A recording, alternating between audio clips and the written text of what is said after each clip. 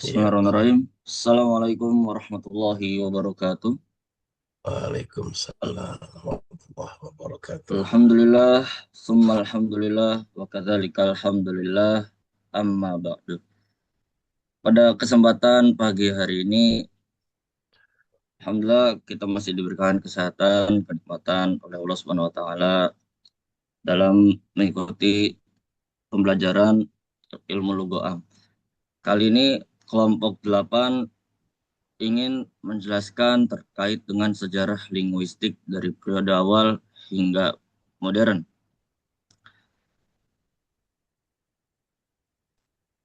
Eh, Di sini Ana juga bersama dengan rekan-rekan Ana di kelompok 8 ini.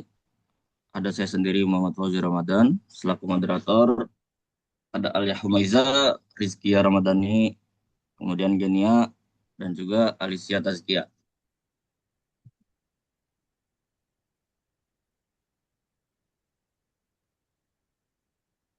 Pertama di sini kita akan menjelaskan terkait dengan linguistik pra-awal dan tradisional yang akan dijelaskan oleh Genia. Padanya saya persilahkan. Ya, baik. Terima kasih atas moderator kesempatannya. Di sini kita akan masuk ke subbab yang pertama, yaitu tentang linguistik pra-awal dan tradisional dari zaman kuno sampai zaman Renaissance. Oke, kita masuk ke sejarah yang pertama, yaitu linguistik di India kuno.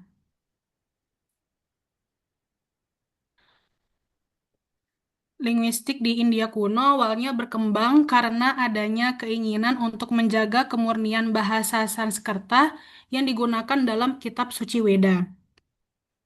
Nah, masyarakat pada saat itu khawatir jika pengucapan atau penulisan bahasa tersebut berubah. Maka makna ajaran di dalam kitab suci juga dapat berubah. Oleh karena itu, mereka mulai mempelajari bahasa secara lebih mendalam dan sistematis. Tokoh yang paling terkenal dalam perkembangan linguistik India kuno adalah Panini, yang hidup sekitar abad ke-5 hingga ke-4 sebelum Masehi. Beliau menulis sebuah karya penting yang berjudul Ad Astadyai. Karya ini berisi sekitar 4.000 aturan tata bahasa Sanskerta yang disusun secara teratur dan rinci. Melalui karya tersebut, Panini berhasil menjelaskan berbagai aspek bahasa seperti pembentukan kata dan aturan bunyi bahasa. Karena metodenya sangat sistematis dan ilmiah, Astadyai menjadi salah satu dasar penting dalam perkembangan ilmu linguistik modern. Oleh sebab itu, Panini sering dijuluki sebagai Bapak Linguistik Deskriptif. Next slide, Akhi Fauzi. Nah, selanjutnya kita masuk ke pembahasan berikutnya, yaitu tentang linguistik Yunani kuno. Linguistik di Yunani kuno berkembang dan pemikiran para filsuf yang tertarik untuk memahami hubungan antara bahasa, pikiran, dan realitas. Pada masa itu, kajian bahasa masih sangat erat kaitannya dengan filsafat, sehingga para filsuf menjadi tokoh penting dalam perkembangan linguistik. Salah satu tokoh utamanya adalah Plato yang hidup pada tahun 427 sampai 347 sebelum Masehi. Dalam dialog Kratilus, Plato membahas asal-usul bahasa dan mempertanyakan apakah hubungan antara kata dan maknanya bersifat alami atau hanya berdasarkan kesepakatan manusia. Ia juga berpikir menekankan bahwa bahasa memiliki hubungan yang erat dengan cara manusia berpikir. Nah, lanjut tokoh berikutnya adalah Aristoteles yang hidup pada tahun 384 sampai 322 sebelum Masehi. Aristoteles mempelajari bahasa secara lebih sistematis dan menghubungkannya dengan logika. Menurut beliau, kata-kata digunakan untuk mengungkapkan pikiran manusia, sedangkan pikiran merupakan gambaran dari kenyataan yang ada di dunia. Pemikirannya memberikan pengaruh besar terhadap perkembangan tata bahasa dan logika di dunia barat. Selanjutnya yaitu tokoh dari Dionysius Thrasks yang hidup sekitar tahun 170 sampai 90 sebelum Masehi. Beliau dikenal karena menyusun tata bahasa Yunani pertama yang sistematis. Dionysius Thrasks mengelompokkan kata-kata ke dalam beberapa jenis seperti kata benda, kata kerja, kata ganti, dan kata keterangan. Sistem klasifikasi ini kemudian menjadi dasar tata bahasa tradisional di Eropa selama berabad-abad. Nah, secara umum, linguistik Yunani kuno ini memberikan beberapa kontribusi penting, yaitu menghubungkan bahasa dengan filsafat dan logika, mengembangkan klasifikasi kelas kata menjadi dasar tata bahasa tradisional Barat, serta memengaruhi perkembangan linguistik di Romawi dan Eropa pada masa-masa berikutnya. Next slide, Akhi.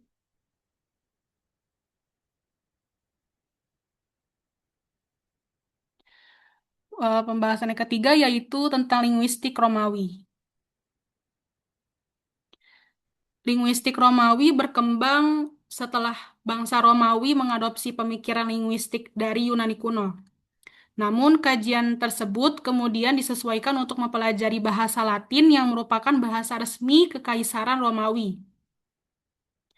Pada masa ini, perhatian utama para ahli bahasa adalah menyusun aturan tata bahasa Latin secara sistematis agar dapat digunakan dalam pendidikan dan pemerintahan. Salah satu tokoh penting dalam linguistik Romawi adalah Marcus Terentius Varro yang hidup pada tahun 116 sampai 27 sebelum Masehi. Dalam karyanya De Lingua Latina, Varro membahas asal-usul kata, tata bahasa, serta perubahan bahasa. Beliau juga menjelaskan bagaimana kata-kata dibentuk dan membedakan bentuk bahasa yang teratur dengan yang tidak teratur. Tokoh penting lainnya adalah Priscian yang hidup pada abad ke-6 Masehi. Beliau menyusun buku tata bahasa Latin berjudul Institutiones Grammaticae. Karya ini menjadi pedoman utama dalam pembelajaran tata bahasa di Eropa selama abad pertengahan dan digunakan selama berabad-abad. Nah, secara umum, linguistik Romawi memberikan kontribusi penting dalam pengembangan tata bahasa Latin, penyusunan deskripsi bahasa yang lebih rinci dan sistematis, serta menjadi rujukan utama dalam pendidikan bahasa di Eropa. Selain itu, tradisi tata bahasa yang dikembangkan oleh bangsa Romawi ini juga diwariskan kepada para sarjana pada abad pertengahan dan memengaruhi perkembangan linguistik pada masa berikutnya. Lanjut, Afi.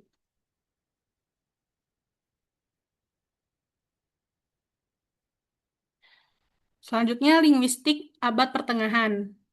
Linguistik pada abad pertengahan berkembang dalam lingkungan pendidikan dan keagamaan. Pada masa ini, bahasa dipelajari terutama untuk memahami kitab suci, filsafat, dan berbagai ilmu pengetahuan. Oleh karena itu, kajian bahasa seringkali dikaitkan dengan agama dan pemikiran filsafat. Nah, salah satu perkembangan penting pada masa ini adalah munculnya tata bahasa spekulatif atau spekulatif grammar yang dikembangkan oleh kelompok modistai pada abad ke-13 hingga ke-14. Mereka berusaha menjelaskan hubungan antara bahasa, pikiran, dan realitas. Nah, menurut mereka, semua bahasa pada dasarnya memiliki struktur yang sama karena berasal dari cara berpikir manusia yang bersifat universal. Gagasan ini kemudian menjadi cikal bakal konsep tata bahasa universal yang dikenal dalam linguistik modern. Selain itu, kajian bahasa Arab juga mengalami perkembangan yang sangat pesat seiring dengan penyebaran Islam. Tujuan utamanya adalah menjaga kemurnian bahasa Al-Quran agar tetap dipahami dan dibaca dengan benar. Tokoh penting dalam bidang ini adalah Subawaih yang menulis yang hidup yang pada abad ke-8 Masehi yang menulis kitab Alkitab, salah satu karya tata bahasa Arab yang paling berpengaruh. Para ahli bahasa Arab mengembangkan berbagai cabang ilmu bahasa seperti nahu, sorof, balaghah, dan nahu itu kayak sintaksis, sorof itu morfologi, balaghah itu retorika, dan fonologi atau ilmu aswad. Secara umum, linguistik abad pertengahan memberikan beberapa kontribusi penting, yaitu menghubungkan bahasa dengan filsafat dan agama, mengembangkan gagasan tentang tata bahasa universal, memajukan studi bahasa Ibrani dan Arab, serta melahirkan berbagai karya tata bahasa yang berpengaruh bagi perkembangan ilmu bahasa pada masa berikutnya. Lanjut, Aki. Next slide. Nah, dari linguistik yang terakhir pada pra-awal dan tradisional yaitu tentang linguistik zaman Renaissance. Linguistik pada zaman Renaissance berkembang seiring dengan kebangkitan ilmu pengetahuan dan semangat untuk mempelajari berbagai bidang ilmu secara lebih luas. Jika pada masa sebelumnya bahasa Latin menjadi bahasa utama dalam pendidikan dan ilmu pengetahuan, pada masa Renaissance perhatian mulai beralih kepada bahasa-bahasa lokal atau vernakular yang digunakan oleh masyarakat sehari-hari. Nah, salah satu tokoh penting pada masa ini adalah Dante Alighieri.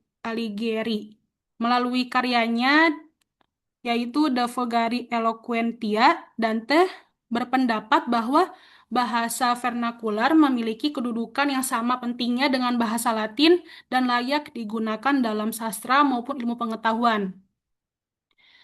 Nah, pemikirannya membantu meningkatkan status bahasa Italia serta berbagai bahasa lokal lainnya di Eropa. Selain itu, para sarjana mulai melakukan kajian terhadap bahasa-bahasa vernakular dengan menyusun tata bahasa dan kamus untuk berbagai bahasa seperti Italia, Prancis, Spanyol, dan Jerman. Nah, perkembangan mesin cetak juga berperan penting karena memungkinkan buku-buku bahasa dicetak dan disebarluaskan dengan lebih cepat, sehingga kajian linguistik semakin berkembang dan dapat diakses oleh lebih banyak orang. Nah, secara umum, linguistik zaman Renaissance ini memberikan kontribusi penting berupa meningkatkannya perhatian terhadap bahasa-bahasa lokal, terus mendorong penyusunan kamus dan tata bahasa modern, memperluas kajian perbandingan bahasa, serta menjadi jembatan menuju perkembangan linguistik modern pada masa berikutnya. Next slide, Ahi. Oke, untuk materi selanjutnya akan dijelaskan oleh rekan saya, dikembalikan ke moderator. Terima kasih. Terima kasih kepada Genia atas penjelasannya. Baik, selanjutnya ada linguistik abad ke-19 pada masa kemasan filologi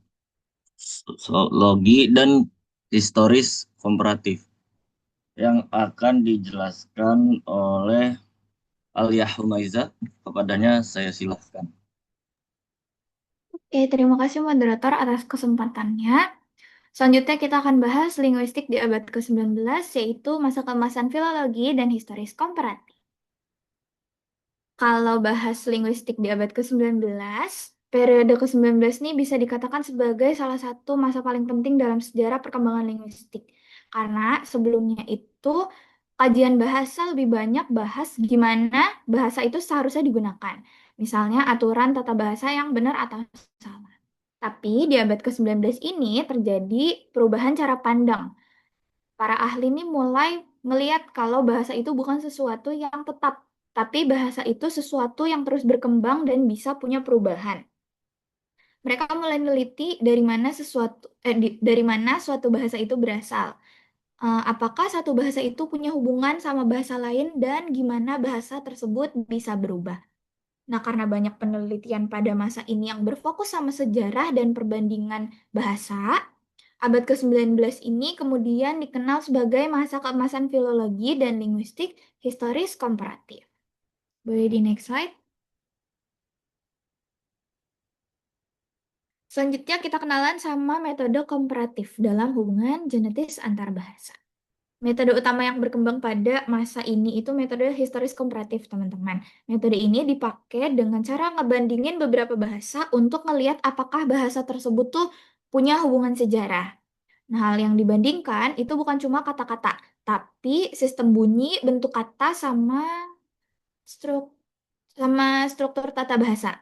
Nah, dari perbandingan itu, para ahli bisa tahu kalau beberapa bahasa ternyata punya pola yang sama. Salah satu tokoh yang penting dalam materi kali ini itu ada William Jones. Ketika mempelajari bahasa Sanskerta, ia menemukan kalau ada kemiripan antara bahasa Yunani dengan bahasa Latin.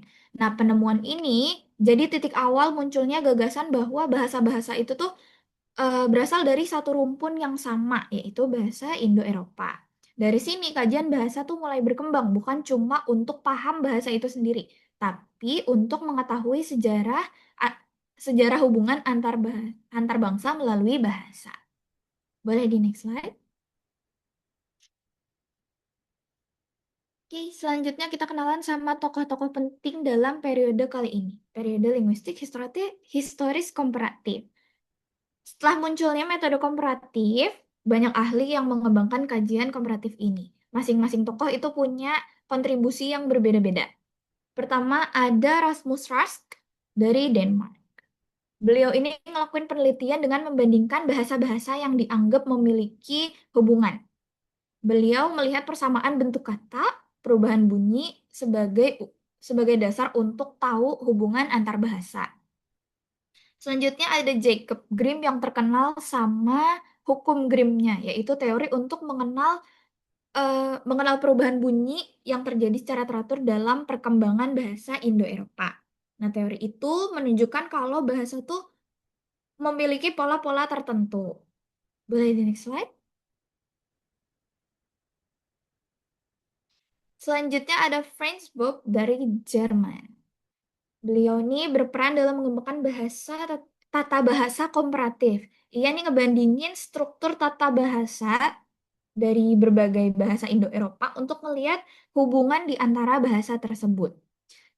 Dan yang terakhir ada Willem van Bolt dari Jerman. Kalau dia nih punya pandangan yang lebih luas lagi karena menurut beliau bahasa tuh bukan cuma alat komunikasi, tapi juga mencerminkan cara berpikir dan kreativitas manusia. Boleh di next slide?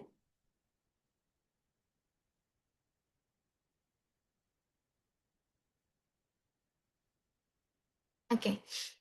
Selanjutnya kita ada kaum Neo-Grammarian dan hukum perubahan bunyi. Di abad ini kita kenalan sama kaum Neo-Grammarian. Di akhir abad ke-19 nih muncul kelompok namanya Neo-Grammarian yang punya pengaruh besar terhadap penelitian bahasa. Mereka nolak nganggep kalau bahasa tuh terjadi secara acak. Karena menurut mereka perubahan bunyi punya aturan yang bisa dipelajari. Artinya ketika suatu bahasa punya perubahan, bunyi tersebut tuh ngikutin pola tertentu yang bisa dinilai oleh peneliti, bisa dianalisis oleh peneliti. Pemikiran itu eh, penting sebenarnya karena semakin memperkuat kedudukan linguistik sebagai ilmu. Bahasa nggak lagi hanya dipelajari berdasarkan pendapat dan perkiraan, tapi pakai pakai data dan metode yang jelas. Boleh di next slide?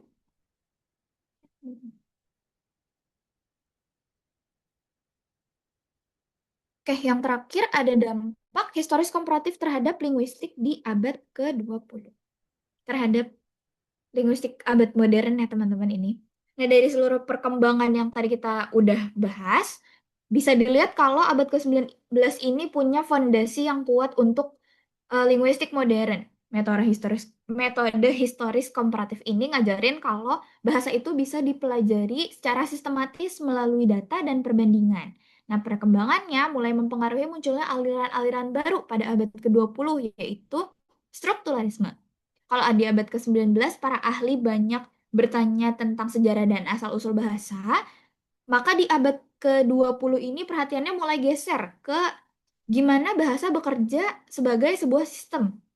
Jadi di abad ke-19 ini jadi jembatan dari linguistik tradisional menuju linguistik modern. Oke, sekian dari saya. Materi selanjutnya akan disampaikan oleh rekan saya, dikembalikan ke moderator.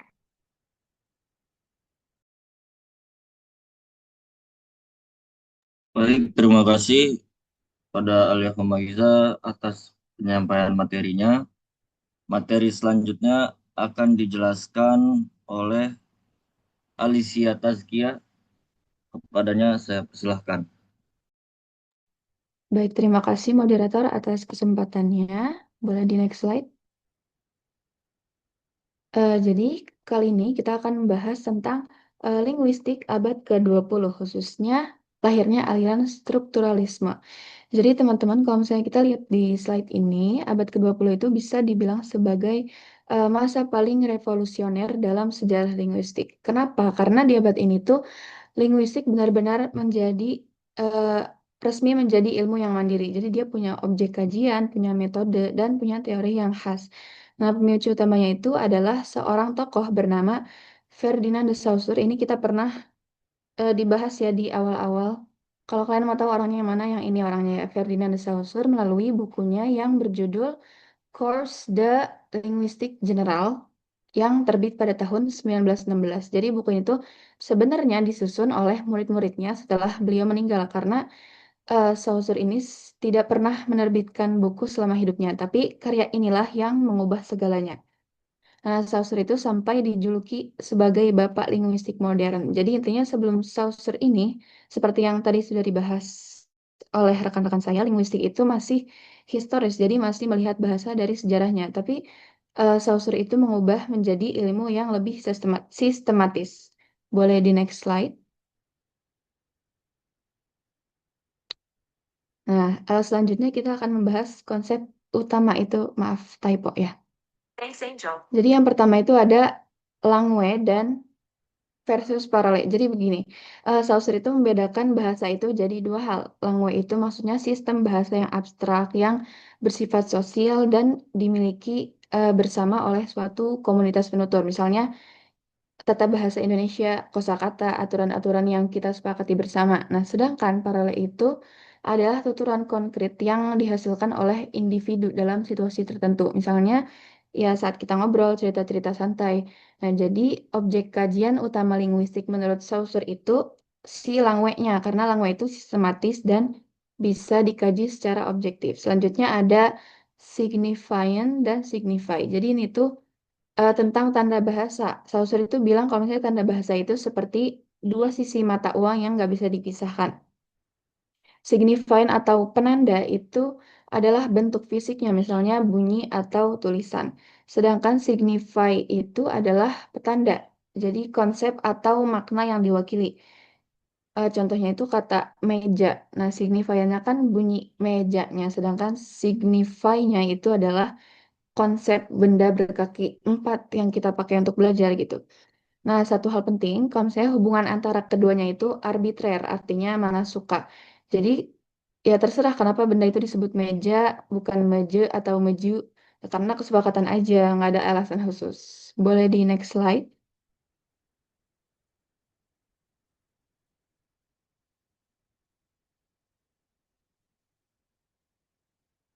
Baik, selanjutnya ada konsep selanjutnya itu ada sinkronis versus diakronis. Ini kita sebenarnya udah pernah bahas juga di awal-awal, cuman nggak apa-apa.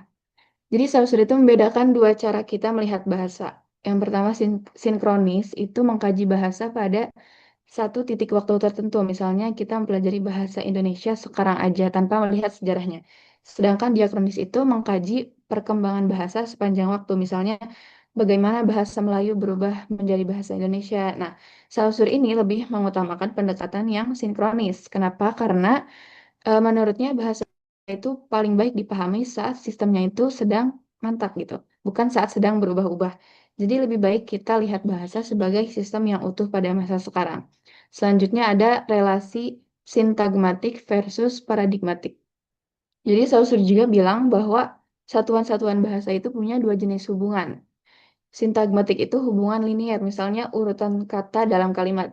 Contoh kalimat, misalnya saya makan nasi, kan itu beda maknanya dengan nasi makan saya karena urutannya beda.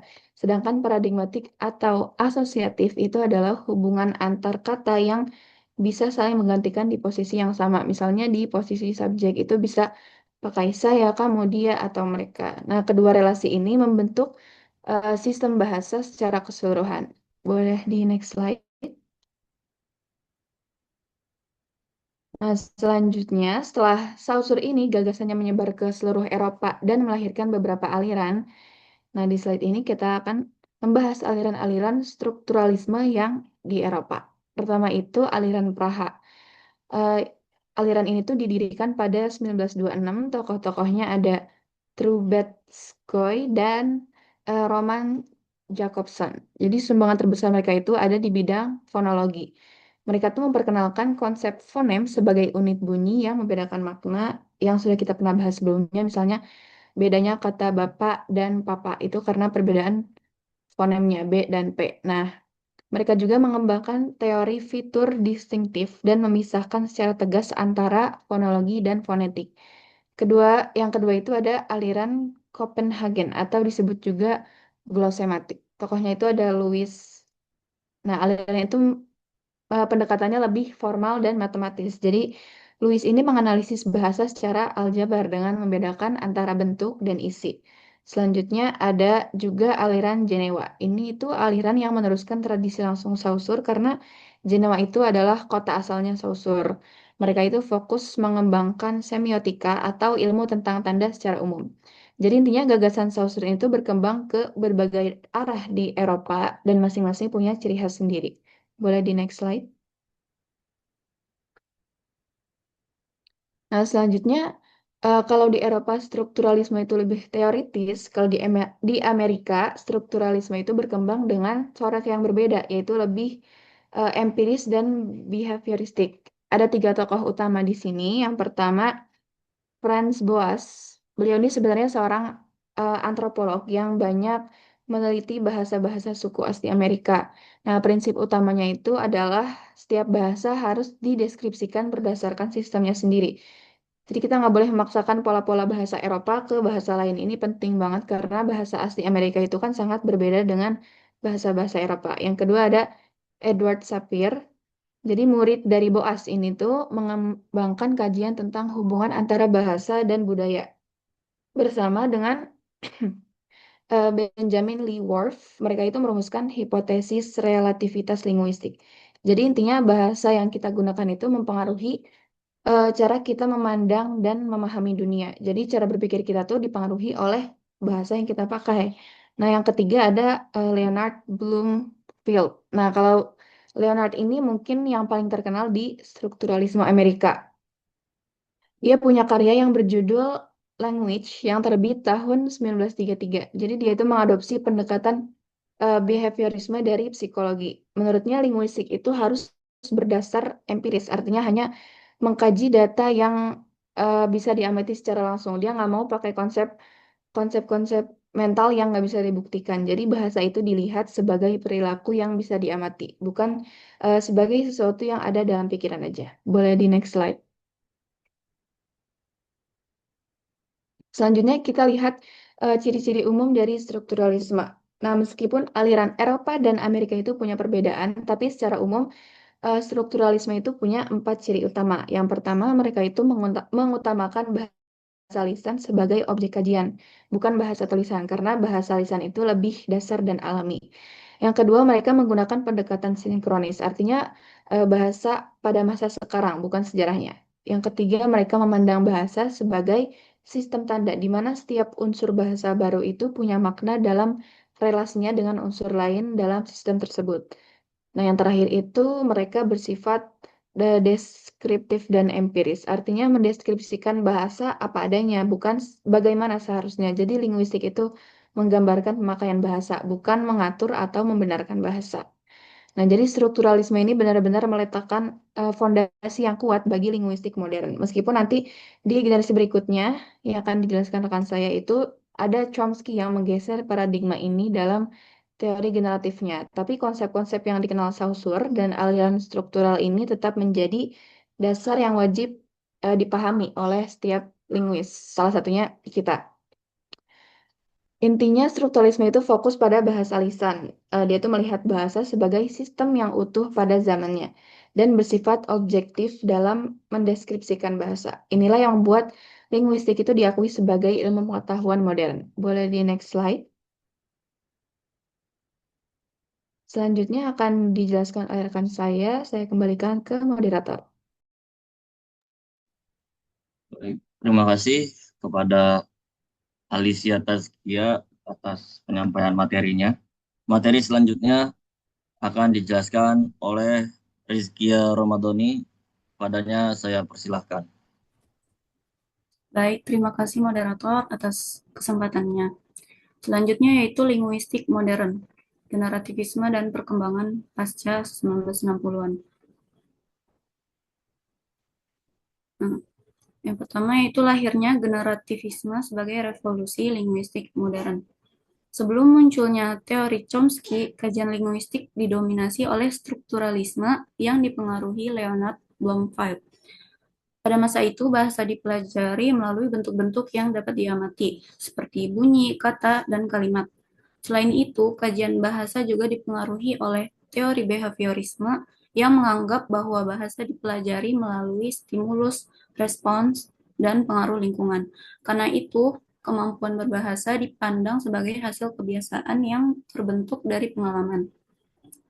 Namun, Chomsky mengkritik pandangan tersebut. Menurutnya, manusia mampu menghasilkan dan memahami kalimat baru yang belum pernah didengar sebelumnya. Hal ini menunjukkan bahwa bahasa tidak hanya berkaitan dengan kebiasaan, tetapi juga melibatkan kemampuan mental manusia.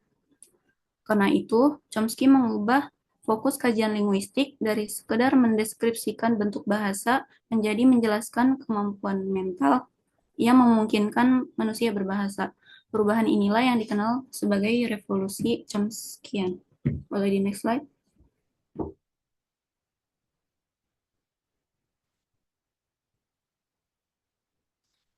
Selanjutnya, dalam teori generatif ini ada beberapa konsep penting yang diperkenalkan oleh Chomsky. Yang pertama adalah competence dan performance. Competence merupakan pengetahuan bahasa yang dimiliki seseorang, seperti pemahaman terhadap tata bahasa dan kosakata.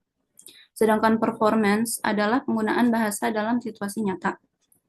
Misalnya, seseorang sebenarnya memahami aturan bahasa dengan baik, tetapi saat berbicara bisa salah ucap karena gugup atau kurang fokus.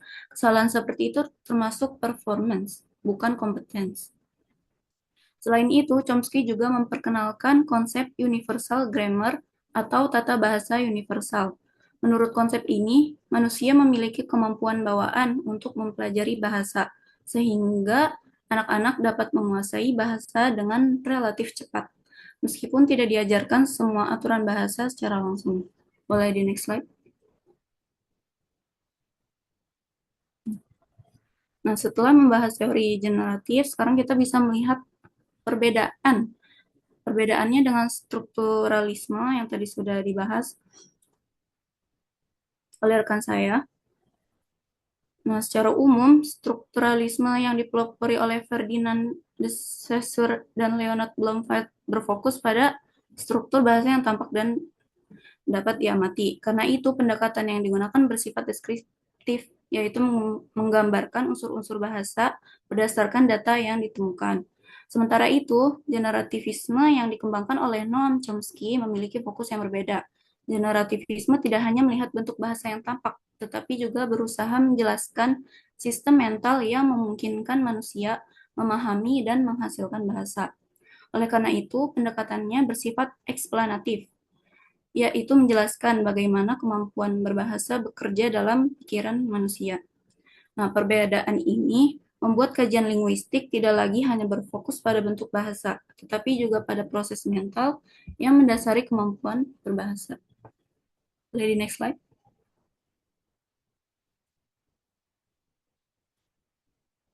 Seiring berkembangnya teori generatif, kajian linguistik juga semakin meluas ke berbagai cabang baru. Yang pertama ada linguistik kognitif yang menghubungkan bahasa dengan proses berpikir dan pemaknaan. Kemudian ada sosiolinguistik yang mempelajari hubungan antara bahasa dan masyarakat, misalnya perbedaan penggunaan bahasa berdasarkan lingkungan sosial atau kelompok tertentu. Selain itu, berkembang pula psikolinguistik yang mengkaji proses mental dalam penggunaan bahasa. Sementara itu, analisis wacana mempelajari bahasa dalam konteks komunikasi yang lebih luas, sehingga makna dapat dipahami secara lebih utuh. Boleh di next slide. Selanjutnya, yaitu linguistik modern di era teknologi dan kecerdasan buatan. Memasuki abad ke-21, perkembangan teknologi mulai memberikan pengaruh yang besar terhadap kajian linguistik.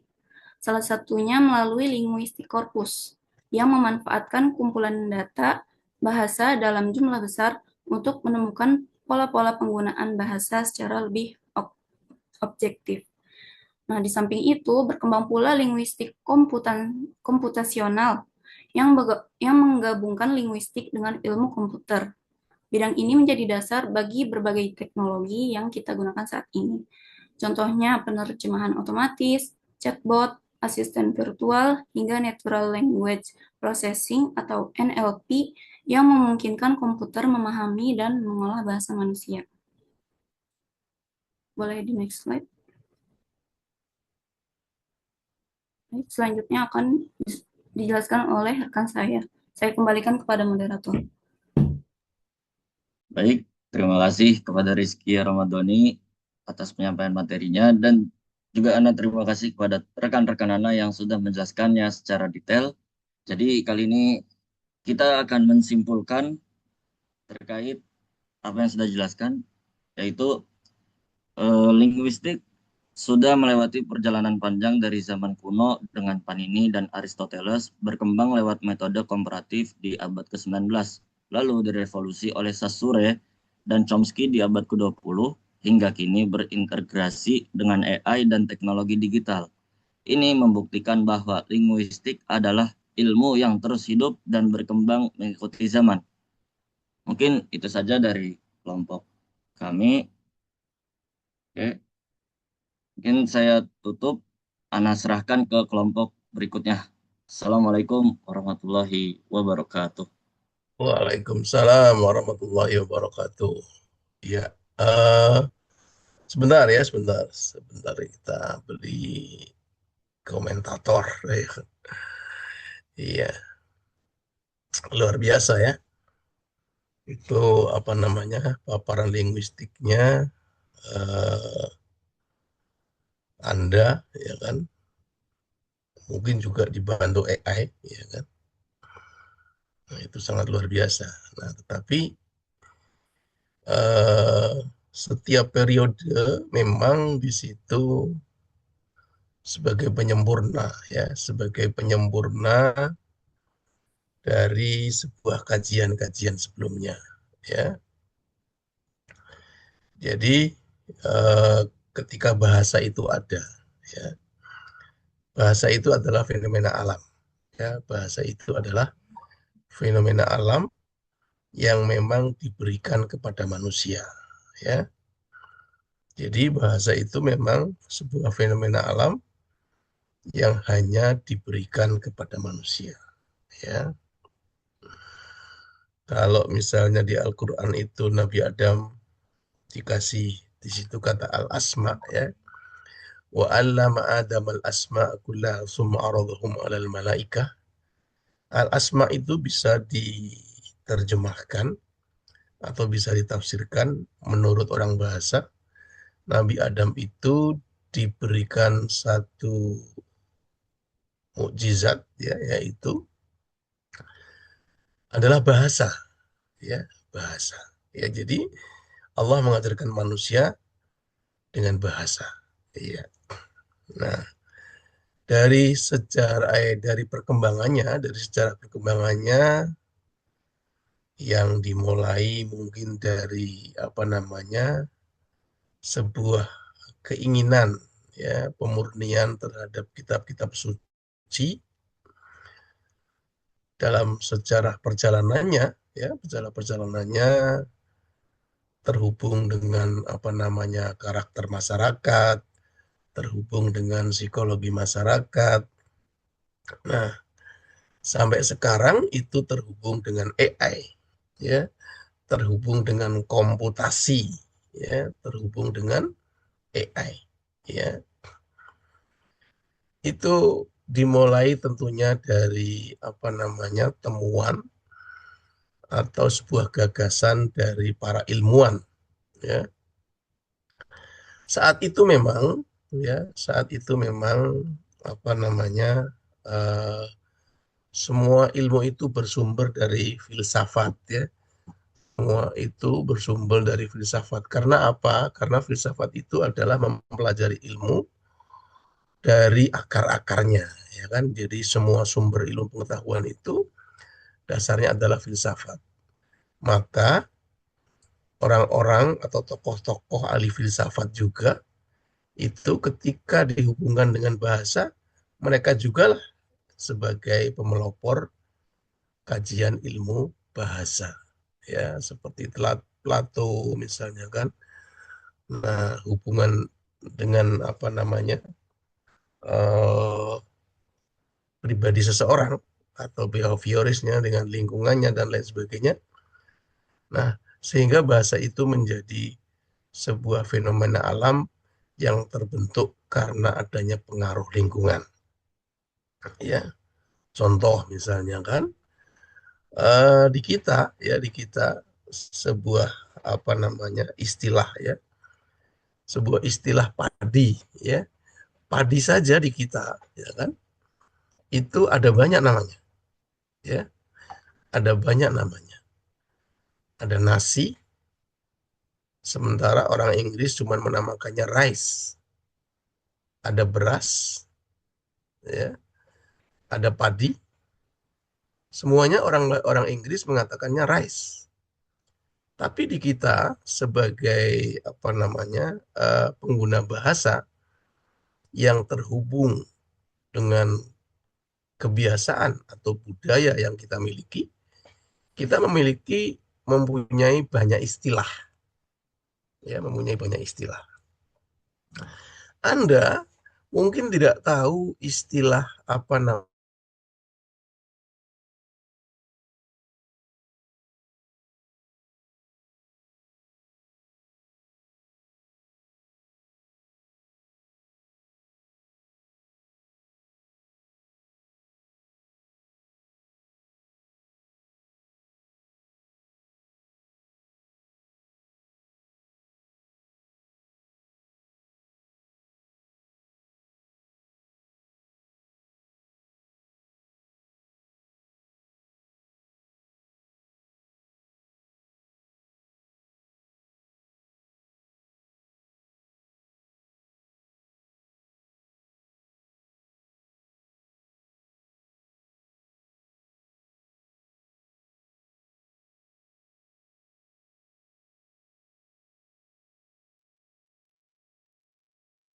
suara saya bisa tidak bisa?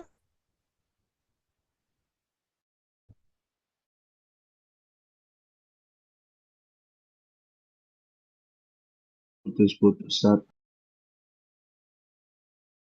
Dengar? Halo? Udah jelas, Ustaz. Halo? Jelas ya? Ya, listrik saya mati. Ya, listrik saya mati apa namanya? Nggak tahu matinya kenapa. Ini saya tethering dengan HP. Semoga laptop saya juga cukup. Iya, laptop saya semoga cukup. Sebentar saya matikan kipasnya supaya tidak ini apa namanya. Iya, oke. Dengar ya? Halo? Ya, Ustaz. Alicia mengangguk rupanya. Iya, iya. Jadi apa namanya? eh, Setiap bahasa ternyata ada hubungannya dengan lingkungan, ya. Ada hubungannya dengan lingkungan. Tadi kan seperti eh, di Indonesia misalnya kan, kita makannya nasi.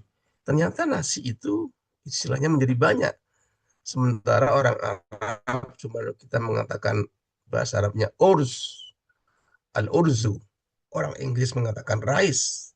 Nah, di kita ada banyak, ya. Ada apa namanya? Padi, ada gabah, ada astagfirullah, ada apa namanya? eh,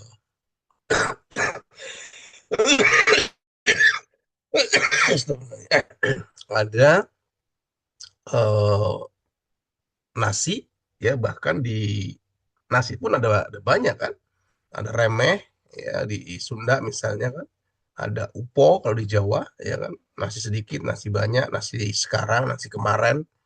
Nah, itu juga namanya juga apa namanya beda-beda, ya. Di tempat saya namanya, kalau nasi kemarin namanya wadang. Nah, itu seperti itu, ya. Nah, sekarang itu bahwa bahasa ketika dihubungannya dengan apa namanya AI, ya.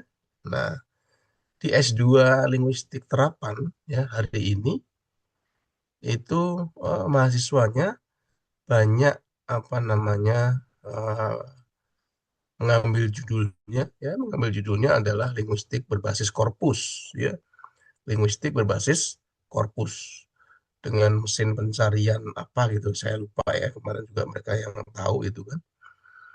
Eh, jadi ketika dia mempelajarinya bagaimana analisis wacana, ya, wacana di situ ada relasi kuasa, ada apa namanya seseorang dianggap berani misalnya kan, kenapa, ya kan, karena dia punya relasi kuasa, ya, punya relasi kuasa.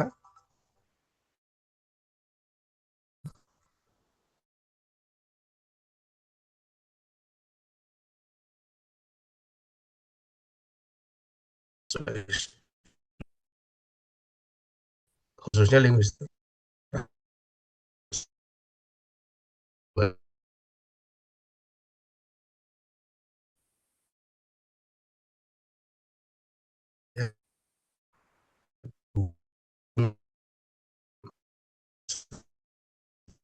rencana misalnya menjelaskan fenomena bahasa, bahwa sebuah bahasa itu ternyata banyak, ya.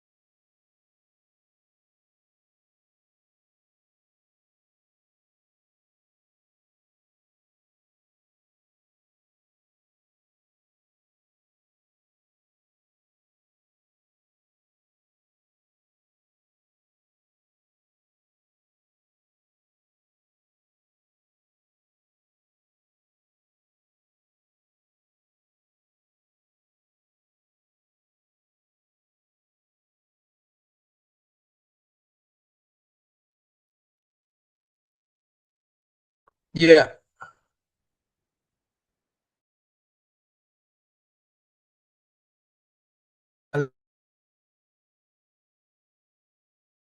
Alicia, Iya, Alis, Ustadz. terdengar, Putus-putus, Ustadz. ya, Putus-putus, Ustadz. putus-putus ya, Masya Allah. Ya, tempatku listriknya mati, kenapa? Sebentar.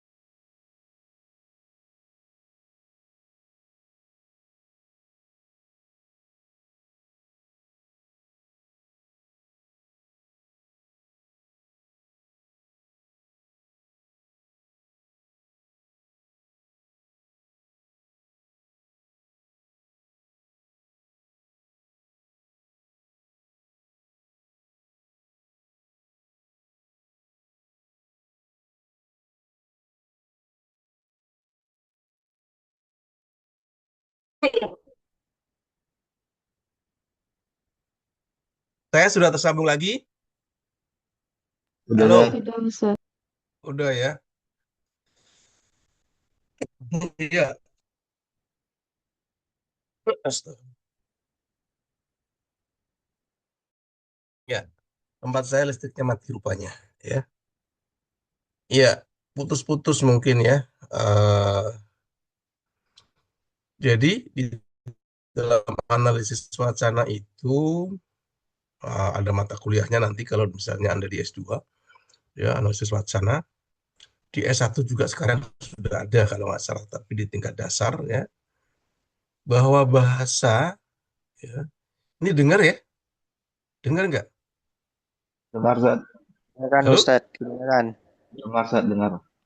Dengar. Iya dengar. Ya, bahwa bahasa itu ternyata tidak independen. Teks itu tidak independen, ya. Ada before text-nya, ya. Nah, teks juga ternyata ada apa namanya eh, tergantung konteks, ya. Konteks itu bisa sosial bisa budaya, sosial bisa budaya, ya.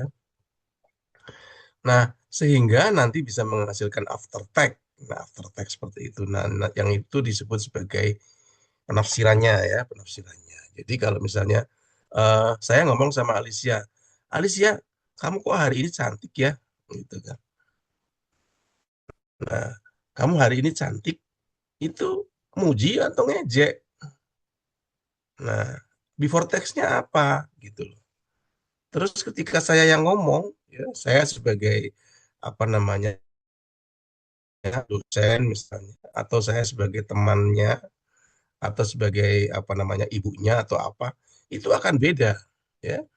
Makna itu akan berbeda ketika siapa yang ngomong, ya, siapa yang ngomong. Ya, jadi teks itu akan tergantung konteks dan konteks itu tergantung budaya dan tergantung sosial, ya, tergantung sosial. Ketika sosial saya sebagai seorang dosen ngomong sama mahasiswanya atau mahasiswinya, "Ih, kamu cantik," ya kan. Nah, itu ternyata mungkin ya hanya sekedar sekedarnya saja, atau kemarin-kemarin kamu nggak cantik misalnya, atau kemarin hari ini baru apa namanya. Nah, itu artinya seperti itu ya. Jadi ternyata kata cantik di sini tidak mesti diartikan secara bahasa itu bermakna positif. Ya, seperti itu. Nah, eh, itu mungkin beberapa kajian tentang sejarah bahasa yang sampai sekarang ini bahasa itu terhubung dengan AI. Nah, oleh karena itu, kalau Anda mau meneliti tesis ya, misalnya skripsi ya, itu bisa bagaimana AI mempengaruhi bahasa. Bagaimana analisis penerjemahan itu bisa salah yang dihasilkan oleh AI. Nah, seperti itu ya. Oke, mungkin itu tambahan dari saya untuk sejarah ya. Nanti dilanjutkan saja soalnya memang di sini listriknya juga saya. Ya. Silakan kelompok berikutnya biar singkat saja. Waktunya tidak habis. Ya, silakan kelompok berikutnya. Ya, berikutnya.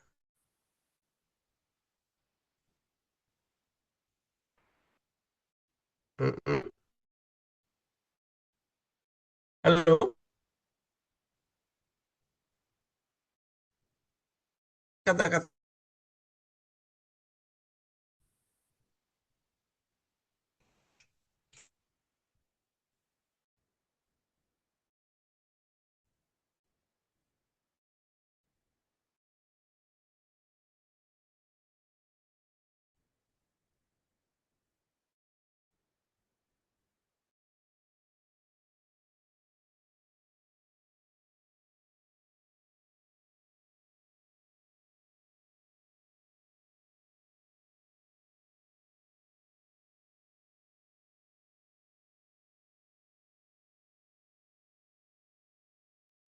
Ya, baik. Terima kasih. Assalamualaikum warahmatullahi wabarakatuh. Ya, kami dari kelompok 9 hendak mempresentasikan terkait klasifikasi atau rumpun bahasa. Boleh di next slide? Nah, berikut ada anggota kelompok 9 ya. Yang pertama ada Muhammad Yusuf, kemudian ada Rida Hidayati, kemudian ada saya sendiri Muhammad Rihan Al-Ghifari, kemudian ada Aliani dan juga Nagila Karima. Boleh di next slide? Nah, yang pertama ada terkait pendahuluan dan urgensi klasifikasi atau rumpun bahasa yang secara lengkapnya akan dijelaskan oleh rekan Ana. Padanya dipersilahkan. Baik, terima kasih kepada moderator atas kesempatannya. Jadi, di sini saya akan membahas tentang pendahuluan dan urgensi klasifikasi atau rumpun bahasa. Eh, di dunia ini ada lebih dari 7.000 bahasa. Nah, pertanyaannya, gimana sih cara kita mempelajarinya tanpa harus pusing gitu? Jawabannya adalah dengan cara klasifikasi. Menurut ahli linguistik, Boris Karloff, klasifikasi bahasa adalah usaha ilmiah untuk mengelompokkan bahasa-bahasa yang banyak ke dalam kategori tertentu berdasarkan kesamaan ciri atau karakteristiknya. Hmm. Nah, saat para ahli meneliti dan menemukan ada sekelompok bahasa yang punya kemiripan sejarah dan berasal dari satu bahasa purba yang sama. Kelompok itulah yang kita sebut sebagai rumpun bahasa atau proto-language atau language family. Nah, Samsuri, seorang ahli linguistik kita, memberikan analogi yang gampang. Misal yaitu memakai metafora pohon silsilah keluarga. Kayak bayangkan sebuah pohon yang mana akar atau batang utamanya itu adalah bahasa induk atau proto-language. Sedangkan cabang dari ranting-rantingnya itu adalah bahasa turunan atau bahasa modern yang kita pakai sehari-hari ini. Lalu gimana sih cara para ahli itu mengelompokkan bahasa-bahasa ini? Menurut Aslina dan Syaf Yahya, minimal itu ada 4 pendekatan utama yang sering digunakan dalam ilmu linguistik. Pertama yaitu klasifikasi genetis, yaitu pengelompokan berdasarkan sejarah atau garis keturunan masa lalu. Yang kedua, klasifikasi tipologis. Melihat kesamaan struktur fisiknya, seperti bentuk kata atau morfologi dan susunan kalimatnya yang bisa kita sebut sintaksis. Kemudian yang ketiga, yaitu klasifikasi areal. Yang mana pengelompokan ini tuh karena bahasanya itu saling bertetangga atau berada di wilayah geografis yang sama. Sehingga bahasanya itu saling memengaruhi. Kemudian yang keempat, yaitu klasifikasi sosiolinguistik yang dilihat berdasarkan fungsi dan status bahasa itu dalam masyarakat. Nah, kalau di dalam kelompok kita ini, kita akan fokus membedah dua pendekatan. Yang paling populer yaitu genetis sama tipologis. Nah, selanjutnya kita masuk ke urgensi. Urgensi klasifikasi rumpun bahasa. Kayak mengapa sih klasifikasi rumpun bahasa itu urgensinya tinggi banget? Kayak kenapa penting buat dipelajari? Nah, ini ada 4 alasan utamanya, yaitu yang pertama untuk menyederhanakan keragaman. Seperti yang saya bilang tadi itu, bahasa di dunia itu ada lebih dari 7.000. Kalau tidak dikelompokkan, maka para ilmuwan itu akan kewalahan. Maka dengan itu, klasifikasi ini membantu untuk menyederhanakan objek kajian agar lebih sistematis dan mudah dipelajari. Kemudian yang kedua, alasan kedua yaitu untuk melacak sejarah dan migrasi manusia. Bahasa itu sebenarnya jejak digital masa lalu yang hidup. Dengan melihat kemiripan bahasa, para ilmuwan itu bisa tahu kemana nenek moyang suatu bangsa itu bermigrasi pas dulu. Bahkan sebelum ada catatan sejarah yang tertulis. Kemudian alasan yang ketiga yaitu memahami pola pikir dan budaya. Sebenarnya cara kita menyusun kalimat itu mencerminkan cara otak kita itu memproses ide. Jadi, lewat karakteristik bahasa, kita itu bisa mengintip pola pikir dan kultur sosial masyarakat penuturnya. Dan alasan terakhir, yaitu untuk mempermudah belajar bahasa baru. Ini tuh penting banget buat kita sebagai pembelajar bahasa. Kalau kita sudah menguasai suatu bahasa tertentu, maka kita akan jauh lebih cepat belajar bahasa yang lain yang masih satu rumpun karena kemiripan kosakata dan rumusnya. Nah, materi berikutnya itu tentang klasifikasi genetis yang akan dilanjutkan oleh rekan saya. Saya kembalikan kepada moderator. Ya, terima kasih banyak atas penjelasannya. Berikutnya kita beranjak ke pemaparan selanjutnya dengan tema klasifikasi genetis atau konsep rumpun bahasa yang akan dilanjutkan pembahasannya dengan rekan Ana. Kepadanya dipersilahkan. Terima kasih moderator atas waktunya. Boleh di next.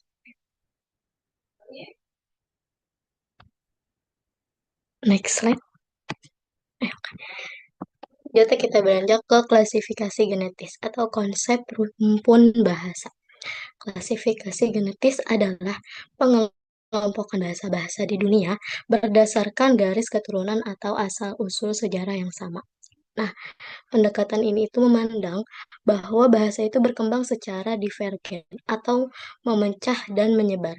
Artinya, jika ada beberapa bahasa modern yang memiliki kesamaan struktur, inti, dan kosakata, hal itu terjadi karena bahasa-bahasa tersebut itu berasal dari satu bahasa purba yang sama di masa lalu yang biasa kita sebut sebagai proto-language atau bahasa Indo. Boleh di next slide.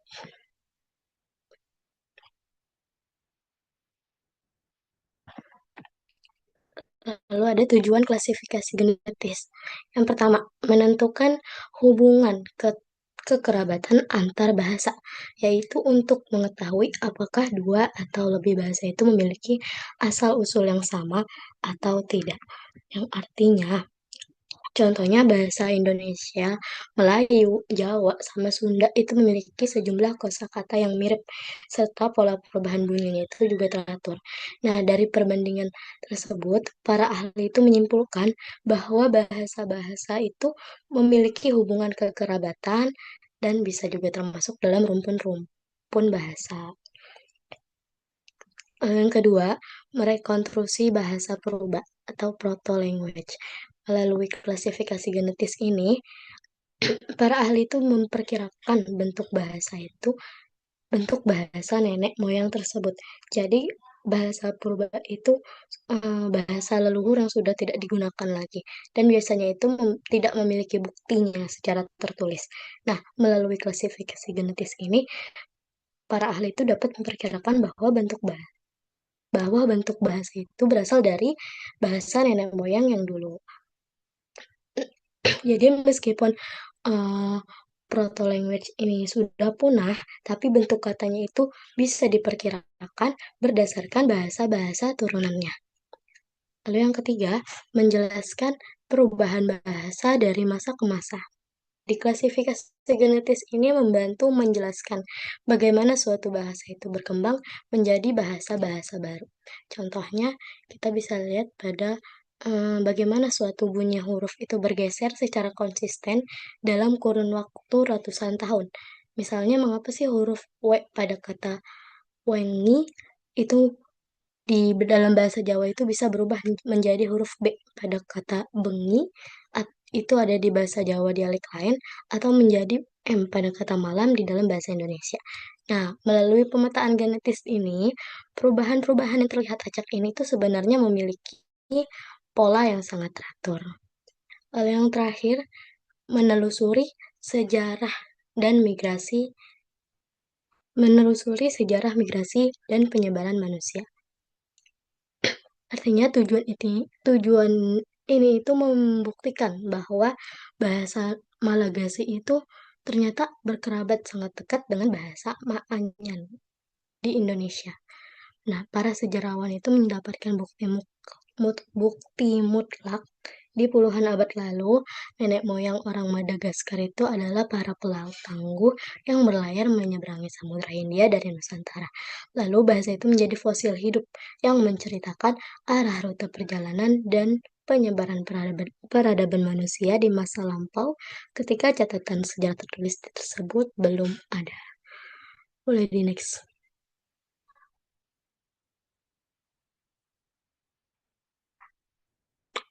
Lalu yang selanjutnya, klasifikasi genetis bahasa di Indonesia. Yang pertama, sebagian besar bahasa di Indonesia itu termasuk ke dalam rumpun bahasa Austronesia. Jadi, rumpun ini tuh menyebar sangat luas, mulai dari Madagaskar di Afrika hingga Pulau Paskah di Samudra Pasifik. Contoh yang bahasa Indonesia yang termasuk ke dalam rumpun bahasa Austronesia. Ada bahasa Melayu, bahasa Jawa, bahasa Sunda, bahasa Bali, bahasa Madura, dan banyak bahasa lainnya lagi. Lalu yang kedua, tidak semua bahasa di Indonesia itu termasuk Austronesia. Nah, kalau di wilayah Papua itu terdapat banyak bahasa yang berasal dari rumpun-rumpun bahasa Papua atau non-Austronesia. Contohnya ada bahasa Deni, bahasa Me, bahasa Sentani, dan juga bahasa Asmat.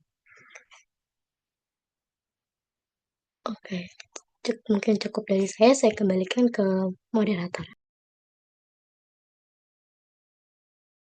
Terima kasih banyak atas penjelasannya. Kemudian boleh di next slide lagi. Ya, berikutnya ada terkait eksplorasi rumpun bahasa besar di dunia yang akan dilanjutkan pemaparannya dengan rekan Ana. Kepadanya dipersilahkan. Baik, terima kasih. Mungkin bisa di next slide dulu ya.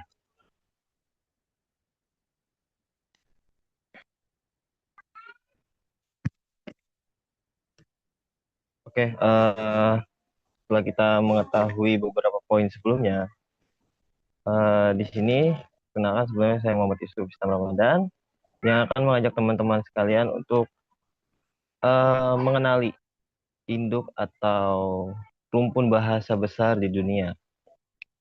Nah, yang pertama itu ada rumpun Afro-Asiatik.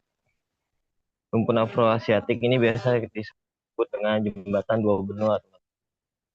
Nah, titik eksplorasinya itu terbentang dari Timur Tengah, Asia Barat, hingga ujung Afrika Utara. Nah, dia memiliki ciri khas sistem akar konsonannya itu pada dasarnya terdiri dari 3 konsonan atau triliteral.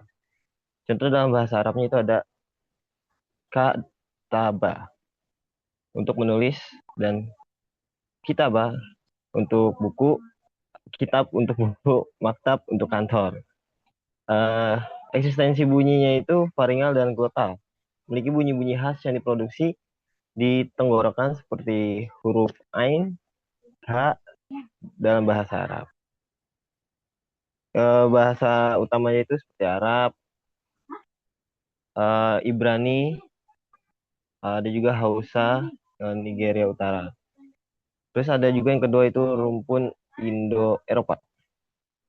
Dan biasanya disebut itu dengan sang penjelajah global, teman-teman. Titik eksplorasinya itu secara geografis terluas akibat sejarah migrasi kuno dan kolonialisasi modern. Nah, di sini dia memiliki ciri khas bahasa fleksi atau infleksional. Perubahan fungsi kata atau nominatif, akusatif, dan waktu. Ditunjukkan dengan mengubah akhiran kata atau vokal di dalamnya.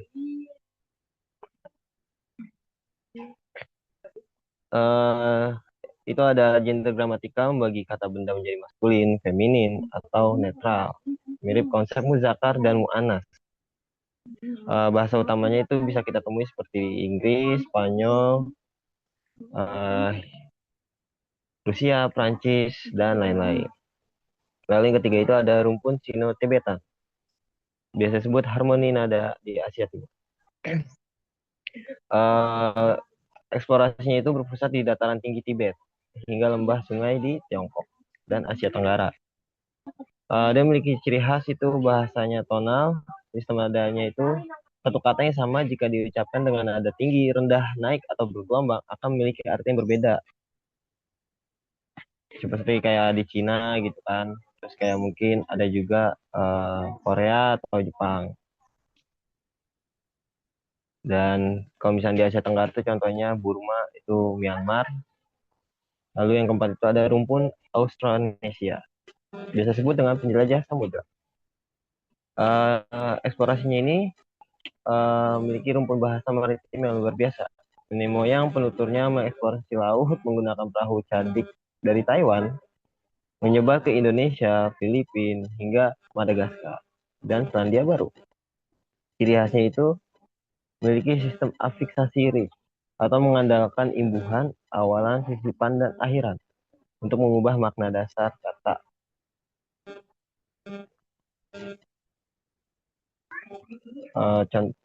Lalu ada juga reduplikasi, pengulangan kata untuk menyatukan jumlah jamak atau aktivitas intens. Contohnya itu seperti rumah-rumah, berlari-lari, berjalan-jalan, dan lain-lain. Lalu yang terakhir itu ada rumpun Niger-Kongo, atau biasa disebut Laboratorium Bahasa Afrika. Titik eksplorasinya itu mendominasi wilayah sub-Sahara Afrika yang menjadi rumpun dengan variasi bahasa terbanyak. Ciri khasnya itu biasa disebut non-class system atau sistem kelas kata benda. Jika bahasa Arab membagi kata menjadi 2 gender, rumpun ini bisa membagi kata menjadi 10 hingga 20 kelas. Atau biasanya kelas manusia, kelas hewan, kelas adat, dan lain-lain. Dengan awalnya literasi pada kata sifat dan kata kerjanya. Bahasa utamanya itu ada Swahili, Yoruba, Zulu, dan Shona. Mungkin itu aja yang bisa saya jelaskan terkait dengan mengeksplorasi rumpun bahasa besar dunia yang bisa kita ketahui sedikit banyaknya. Untuk selanjutnya saya kembalikan ke moderator. Baik, terima kasih banyak atas pemaparannya. Selanjutnya boleh di next slide.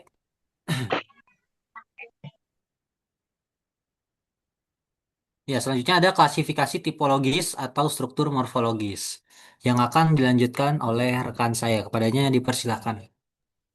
Baik, terima kasih atas kesempatannya. Boleh next slide. Jadi apa itu tipologi morfologis? Tipologi morfologis ini adalah metode pengelompokan bahasa-bahasa di dunia berdasarkan struktur internal dan bagaimana morfem-morfem di dalamnya ini dikombinasikan. Ada 2 poin dari ini. Pertama, pendekatan bersifat sinkronis, artinya kita melihat dan membedah karakteristik formal bahasa tersebut pada kondisi secara real.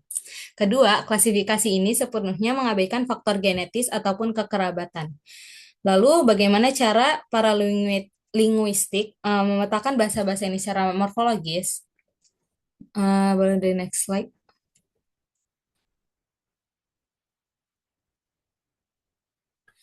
Jadi para linguistik memetakan morfologis berdasarkan 4 klasifikasi utama. Yang pertama ada bahasa isolatif dan atau analitik. Ciri khasnya ini adalah keminimalan proses morfologis ataupun prinsipnya itu kaku dan tidak bisa berubah. Contoh utamanya bisa kita temukan pada bahasa Mandarin, Vietnam, Thailand, dan Khmer. Tipe kedua adalah bahasa algotinatif. Secara etimologis, algotinatif ini artinya merekatkan ataupun dibentuk dengan cara menempelkan imbuhan secara berderet pada kata dasar. Di dalam apa namanya? Aglutinatif ini contoh bahasanya ada di bahasa kita sendiri, Indonesia, Turki, Jepang, Korea, dan Swahili. Selanjutnya yang ketiga ada bahasa fleksi atau fusional, terjadi proses peleburan antara kata dasar imbuhan melebur sedemikian rupa ataupun terjadi perubahan bunyi internal sehingga batas antar morfemnya menjadi kabur. Jadi satu imbuhan tunggal pada bahasa fleksi ini bisa membawa banyak informasi gramatikal sekaligus seperti gender, jumlah, atau waktu secara simultan. Contoh klasiknya adalah bahasa Arab, bahasa Latin, dan Jerman. Yang terakhir tipe keempat dengan tingkat kompleksitas tertinggi adalah bahasa polisintetis. pada tipe ini, bahasa ini menggabungkan banyak morfem-morfem baik kata dasar, kata benda maupun afiks-afiks kompleks menjadi satu konstruksi satu konstruksi kata yang menjadi panjang. Akibatnya batas antar konsep kata dan kalimat menjadi sangat tipis. Jadi satu kata tunggal dalam bahasa polisintetis bisa memuat makna satu kalimat utuh. Struktur eksotis ini dapat kita jumpai pada bahasa-bahasa asli Amerika, juga bahasa Inuktitut atau Eskimo. Dari keempat klasifikasi ini, kita bisa melihat betapa kayaknya variasi struktural yang digunakan manusia dalam merakit sebuah tuturan. Sekian dari saya kembalikan ke moderator.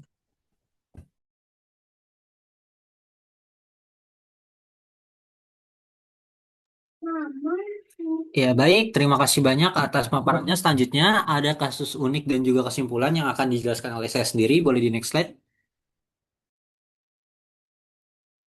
Nah, yang pertama ada terkait studi kasus unik ya, terkait klasifikasi bahasa. Nah, di sini saya nukil sebuah contoh ya, contoh yang bisa relevan dengan kehidupan kita sehari-hari. Bahkan mungkin di antara kita ada juga orang-orang dari suku tertentu ya, khususnya Jawa dan Sunda. Nah, di sini ada sedikit pertanyaan, apakah bahasa Indonesia, Jawa, dan Sunda masih bersaudara? Nah, sekilas ketiga bahasa ini tampak sangat berbeda dan tidak selalu saling dipahami oleh penuturnya. Sekalipun sekalipun kalau misalkan kita tinjau dari penjelasan tadi yang udah dijelaskan oleh kelompok saya, yaitu ada faktor klasifikasi areal. Jadi sebuah bahasa yang masih berada di dalam satu rumpun secara geografis atau masih berdekatan secara lokasi biasanya memiliki kemiripan dalam segi penggunaan dan juga struktur bahasa. Tapi ternyata bahasa Indonesia, Jawa, dan Sunda itu tidak selalu saling dipahami oleh penuturnya. Kenapa? Karena ada perbedaan daripada kosakata itu sendiri. Nah, contohnya di sini ada tiga kosakata yang menjadi contoh ya untuk peninjauan perbedaan antara bahasa Indonesia, Jawa, dan juga Sunda. Yang pertama ada air. Nah, makna air sendiri di dalam bahasa Indonesia kan disebut sebagai air. Kemudian ketika masuk ke bahasa Jawa berubah menjadi banyu dan ketika di Sunda menjadi cai. Kemudian juga ada di sini mata. Mata yang mana di bahasa Indonesia sendiri sama seperti biasanya, yaitu mata. Kemudian pindah ke bahasa Jawa menjadi meripat dan juga di Sunda menjadi panon. Dan yang terakhir ada jalan. Nah, di sini di kata jalan ini bahasa Indonesia dan bahasa Sunda memiliki kesamaan ya. Kesamaan dalam segi kosakata yaitu disebut sebagai jalan sedangkan di Jawa berubah menjadi dalan. Meskipun ya di dalam bahasa-bahasa ini khususnya yang bahasa-bahasa bersifat suku ya seperti Jawa, Sunda dan lain sebagainya itu biasanya ada beberapa versi ya yang mana juga dibagi-bagi dari daerah-daerahnya sendiri. Contohnya bahasa Jawa Tengah dan bahasa Jawa Timur itu beda. Kemudian juga bahasa Sunda pun ya sebagaimana kita ketahui mungkin teman-teman yang orang Sunda juga udah gak asing ya ataupun yang dulu pernah mondok ataupun sekolah di daerah-daerah Sunda itu gak asing bahwasanya Sunda itu ada klasifikasinya lagi, ada Sunda alus atau Sunda kasar yang biasanya di daerah-daerah Bogor mungkin ya. Nah, tapi meskipun berbeda, ketiganya itu sama-sama berasal dari rumpun yang sama yaitu Austronesia. Tadi kan juga di tabel sebelumnya sudah dijelaskan bahwasanya Indonesia ini berada di rumpun Austronesia. Seperti itu. Boleh di next slide lagi? Nah, dari pemaparan analisis saya ya, analisis kami khususnya di subtema ini yaitu di studi kasus unik. Di sini ada timbul pertanyaan, mengapa bisa berbeda jika berasal dari rumpun yang sama? Nah, di sini ada sub-sub penjelasan ya, sub penjelasan yaitu yang pertama ada perkembangan bahasa yang berlangsung selama ratusan tahun dari era kerajaan sampai era modern seperti saat ini. Kemudian ada pengaruh budaya dan kerajaan yang berbeda. Bahkan latar belakang kerajaan pun berbeda ya. Kalau kita belajar di sejarah bahasa Indonesia, kita udah tahu tuh bahwasanya latar belakang kerajaan di Indonesia ini beda-beda. Walaupun sama-sama di daerah Melayu ya, rumpun Melayu, Indo-Malay, tapi secara struktural ataupun secara habit dari kerajaan itu berbeda-beda. Kemudian ada perbedaan wilayah geografis penutur, seperti tadi di daerah Jawa dan Sunda. Kemudian juga ada kontak dengan bahasa lain yang berbeda-beda. Kemudian ada juga di sini kita tinjau temuan penelitian ya yang dilakukan oleh Hendro Kumoro dan juga Mahendra di tahun 2023, yang mana menunjukkan bahwa bahasa Jawa dan bahasa Sunda memiliki hubungan kekerabatan dalam rumpun Austronesia berdasarkan analisis kosakata dasar. Klasifikasi bahasa ditentukan oleh asal-usul dan hubungan kekerabatan bahasanya, bukan oleh tingkat kemiripan yang terlihat pada saat ini. Boleh di next slide?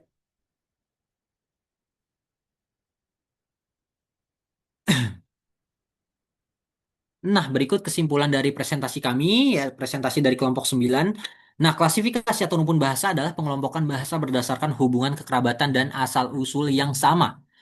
Yang mana kajian ini membantu memahami perkembangan, persamaan, dan perbedaan antar bahasa di dunia. Dengan mempelajarinya, kita dapat lebih menghargai keberagaman bahasa sebagai bagian dari warisan budaya manusia. Jadi, klasifikasi dan rumpun bahasa juga, sebagaimana tadi sudah dipaparkan dan dipresentasikan oleh kelompok kami, ya, itu juga memiliki pengelompokan, ya, yang didasarkan dan juga disebabkan oleh kekerabatan dan asal-usul yang sama. Seperti contoh kita ambil contoh di daerah Britania Raya ya, Inggris dan lain sebagainya, Inggris dan sekitarnya, Inggris, Wales dan negara-negara sekitar, yang mana mereka punya rumpun bahasa yang sama karena berasal dari satu daerah dan satu letak geografis yang sama. Seperti juga yang terjadi di daerah Indonesia dan juga Malaysia, ya, dan juga daerah asli Singapura ya yang belum kemasukan oleh orang-orang Chinese, itu masih menggunakan bahasa Melayu. Dan bahkan di Thailand ya, negara Thailand yang masih condong ke arah Malaysia, itu sebagian besar mayoritas penduduk sana itu masih menggunakan bahasa Melayu sama kayak bahasa yang digunakan oleh orang-orang Malaysia. Nah, dari asas-asas tersebut bisa disimpulkan bahwasanya bahasa ini memiliki tingkat kemiripan yang didasari oleh letak geografis dan juga kekeluargaan lah, bisa dibilang kekeluargaan secara bahasa. Dan dengan mempelajari klasifikasi atau rumpun bahasa, kita bisa jauh lebih memahami secara spesifik dan juga mendalam terkait hal tersebut. Terima kasih banyak atas perhatiannya. Kami dari kelompok 9 sudah menyelesaikan presentasi kami yang berjudul klasifikasi atau rumpun bahasa. Boleh di next slide dulu?